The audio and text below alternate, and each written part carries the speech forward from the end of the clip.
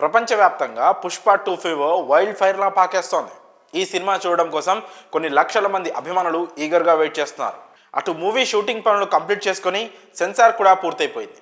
ఇంకా 4 రోజుల్లో థియేటర్స్ దద్దరిల్లడం ఖాయం. మరోవైపు ప్రమోషన్స్ పనులు చాలా వేగంగా కొనసాగుతున్నాయి. అన్ని రాష్ట్రాలను కవర్ చేస్తూ రాష్ట్రానికో వ్యూహాన్ని అమలు చేస్తూ మేకర్స్ ప్రమోషన్స్ చేస్తున్నారు. అంతా బాగానే ఉంది. ఇక సినిమా రిలీజ్ అవ్వడమే లేట్ అనుకునే సమయానికి అల్లు అర్జున్ ఓ కొత్త వివాదంలో చిక్కుకున్నారు. అల్లు అర్జున్కి భారీ షాక్ తగిలింది. అల్లు అర్జున్ అభిమాన సంఘానికి పెట్టుకున్న పేరు కొత్త సమస్య తెచ్చిపెట్టింది.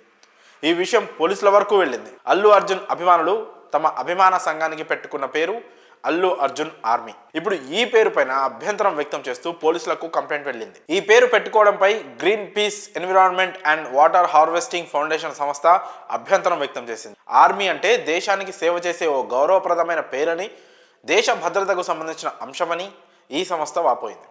ఇంత గొప్ప ఆర్మీ పేరును అల్లు అర్జున్ ఆర్మీ అని ఎలా పెట్టుకుంటారని అధ్యక్షులు ఆగ్రహం వ్యక్తం చేశారు. ఈ క్రమంలోనే ఈ విషయంపై కేసు నమోదు చేయాలని హైదరాబాద్లోని జవహర్ నగర్ సిఐను కోరుతూ కంప్లైంట్ చేశారు. ఆర్మీ అంటే ఒక జాతీయ సమగ్రత, జాతీయ భద్రతకు సంబంధించిన విషయమని, కానీ అల్లు అర్జున్ ఇప్పటికి చాలాసార్లు తనకు అల్లు ఆర్మీ ఉందని ప్రకటించారని ఆ సంస్థ అధ్యక్షుడు చెప్పుకొచ్చారు. దీంతో జవహర్ నగర్ పోలీసులు కూడా ఈ కేసును పరిగణలోకి తీసుకొని పరిశీలిస్తున్నారు.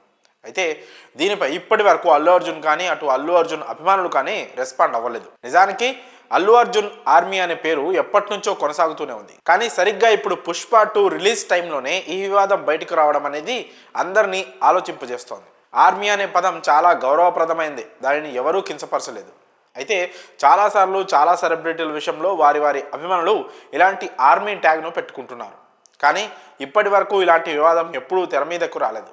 మరి ఇప్పుడు కేవలం అల్లు అర్జున్ విషయంలోనే ఇది బయటకు రావడం గమనార్హం. ఇక అల్లు అర్జున్ దీనిపై ఎలాంటి నిర్ణయం తీసుకుంటారో, ఎలా స్పందిస్తారో చూడాలి. మరి ఈ విషయంపై మీ అభిప్రాయాలను కామెంట్స్ రూపంలో తెలియజేయండి.